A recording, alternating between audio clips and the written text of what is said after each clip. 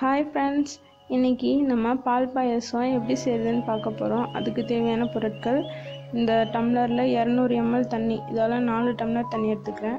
200 ml பால், நெய் தேவையான அளவு எடுத்துக்கிட்டோம். அப்புறம் 100 கிராம் சேமியா, அப்புறம் 8 முந்திரி பருப்பு, அதை நான் 2 உடச்சி வச்சுருக்கிறேன், அது தனியாக எடுத்து வச்சுக்கிட்டோம். 4 ஏலக்காய்.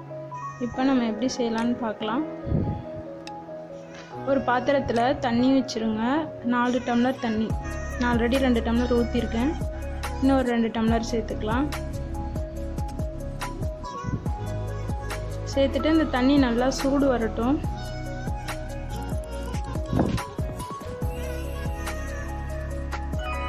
தண்ணி நல்லா சூடு வந்ததும் ஒரு கடாய் அடுப்பில் வச்சிடலாம். அதில் ஒரு 2 டேபிள் ஸ்பூன் அளவு நெய் விட்டுக்கலாம். விட்டுட்டு அந்த முந்திரி பருப்பை அதில் போட்டு நல்லா வறுத்து எடுத்துக்கலாம்.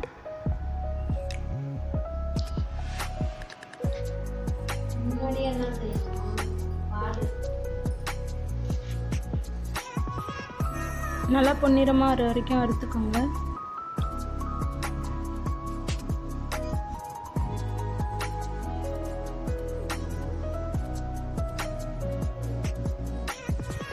வறுத்துட்டு இப்போ இந்த பாத்திரத்தில் தண்ணி நல்லா சூடு வந்துடுச்சு. அதில் இந்த முந்திரி பருப்பை நம்ம சேர்த்துடலாம்.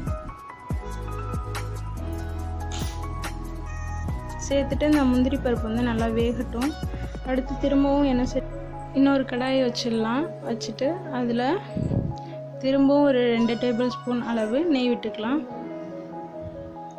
விட்டுட்டு இப்போ அந்த 100 கிராம் சேமியாவை அதில் போட்டு நல்லா வறுத்துடலாம்.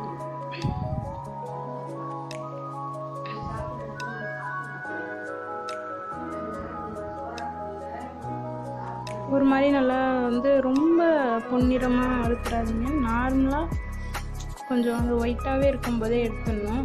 ஓரளவுக்கு கொஞ்சம் நேரம் இந்த நெய்யில் சூட்டில் மிதமான சூட்டில் அதை நல்லா இது பண்ணிக்கோங்க.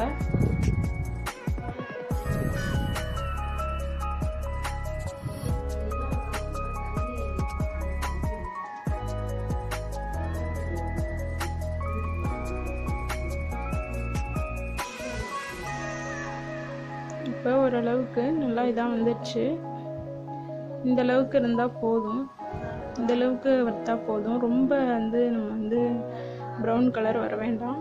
இந்த அளவே போதும். வந்த பிறகு நம்ம ஆல்ரெடி முந்திரி வெந்துக்கிட்டு இருக்க அந்த தண்ணியில் இந்த சேமியாவை நம்ம சேர்த்துக்கலாம்.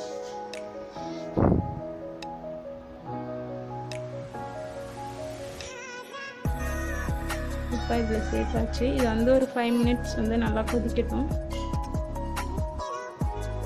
நல்லா கிண்டி விடுங்க. இது ஒரு 5 மினிட்ஸ் நல்லா கொதிக்கட்டும்.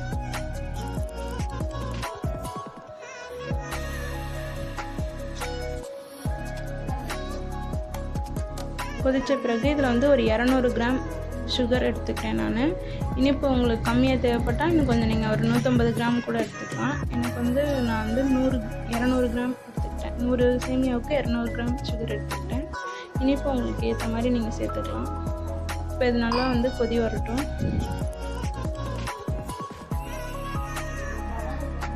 இப்போ நல்லா கொதிச்சிருச்சு. இதில் இந்த 200 ml மில்க் எடுத்து வச்சுருக்கோம்ல, அதை ஆட் பண்ணிக்கலாம். ஆட் பண்ணிவிட்டு இது நல்லா கொதிக்கட்டும்.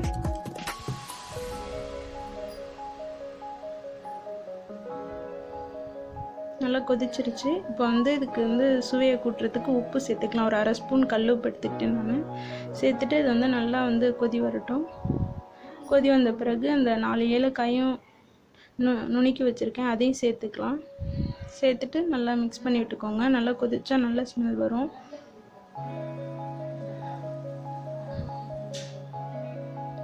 நல்லா கொதிச்சிருச்சு பாருங்கள். பால் பாயசம் தயார். இப்போ நம்ம இதை வேறு ஒரு பவுலில் மாற்றிடலாம். கண்டிப்பாக வீட்டில் ட்ரை பண்ணி பாருங்கள். தேங்க்யூ.